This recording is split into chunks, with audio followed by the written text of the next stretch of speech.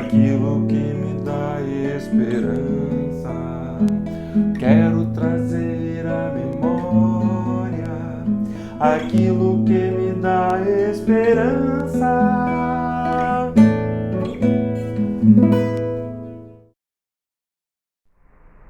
Bom dia, queridos.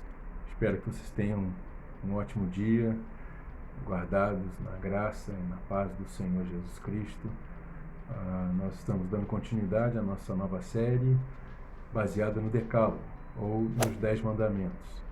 Como no primeiro devocional nós falamos sobre o segundo verso do nosso texto, no livro de Êxodo, capítulo 20, hoje eu quero voltar com vocês e nós refletirmos um pouco sobre o primeiro verso, e esse preâmbulo, esse prólogo que forma a base dessas 10 palavras do Senhor para nós, o seu povo.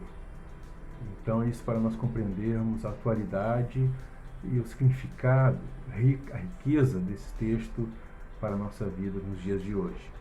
Então, o primeiro verso diz assim: e Deus falou todas estas palavras. Então, nós já vimos que no original esse texto não é chamado de mandamentos, mas de palavras de Deus. E agora nós vemos que, de fato, embora Deus tenha usado intermediários para nos trazer essa palavra, Ele mesmo, o Deus que age e se comunica em relação àqueles que ama a sua criação de uma maneira especial com o ser humano, Ele, então, é quem fala e lhe dirige todas essas palavras para fazer essa aliança de amor e fidelidade com o seu povo, né? E como nós falamos da primeira vez, Deus teve propósitos específicos para fazer essa aliança, celebrar essa aliança com base nestas palavras. E o primeiro nós vimos foi o de se revelar. Então nós vimos no verso 2 como Yahvé, Deus Todo-Poderoso, se revela. E se revela esse caráter justo, santo e ao mesmo tempo amoroso, misericordioso, bondoso, rico e sempre pronto a perdoar.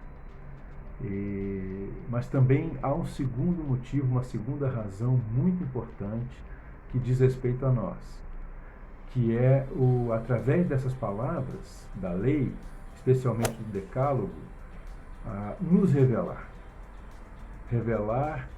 quem nós somos, nos colocar diante de um espelho para nos fazer com que nos enxerguemos como de fato somos e nos enxerguemos na nossa alienação com relação a Deus, conosco mesmos e com o nosso próximo. E assim, nos enxergando, podemos nos achegar ao nosso Deus e humildemente admitirmos quem de fato somos.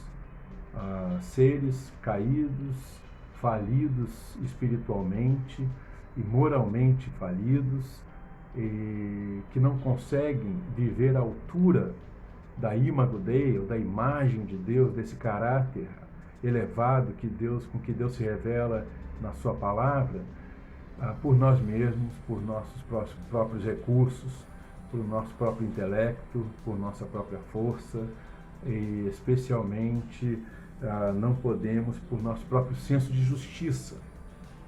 Então, nós necessitamos da graça de Deus, conforme revelada na sua palavra, da sua misericórdia, né? Então, é por isso que o apóstolo Paulo, na sua epístola aos Romanos, no capítulo 10, verso 4, ele vai escrever o seguinte: porque o fim da lei é Cristo, para a justificação de todo que crê.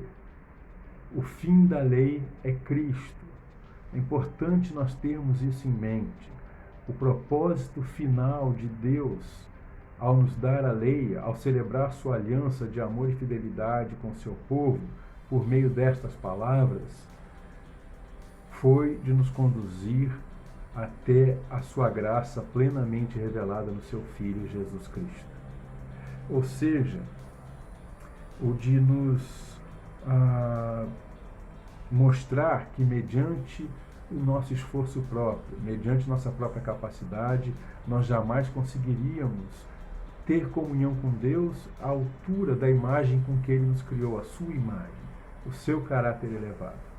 E Deus, sendo santo e justo e perfeito, não poderia conviver conosco de outra forma. Então, nós precisamos de sua graça, de sua misericórdia, que é plenamente revelada em Cristo Jesus.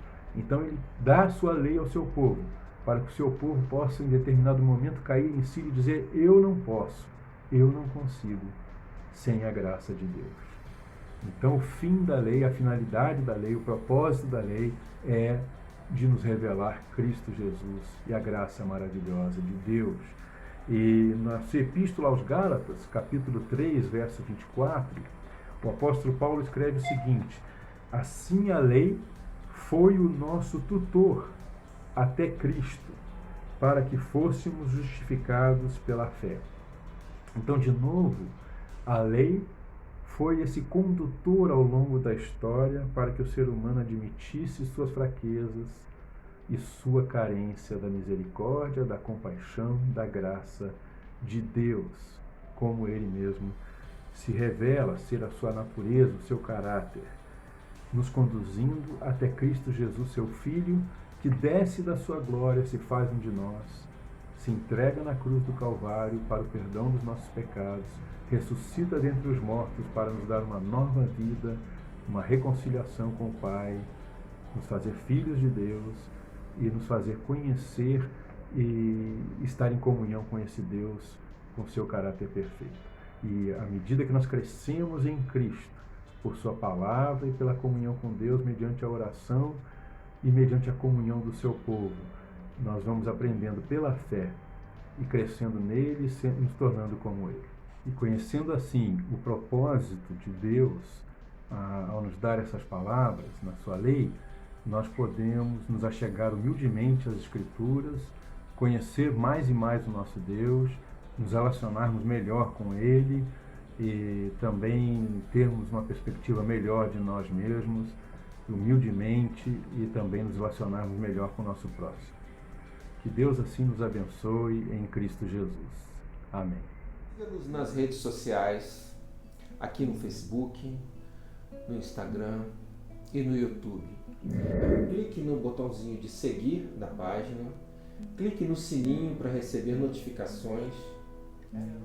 Siga-nos também no Instagram e no YouTube, inscrevendo-se no canal. Nós precisamos muito de inscrições no YouTube para que as ferramentas estejam disponíveis. E, mais importante ainda, convide seus amigos. Faça isso agora.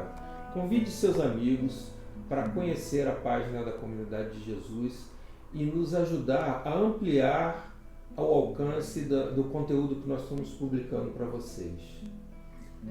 Que Deus abençoe a todos nós. Em nome de Jesus. Trazer à memória aquilo que me dá esperança.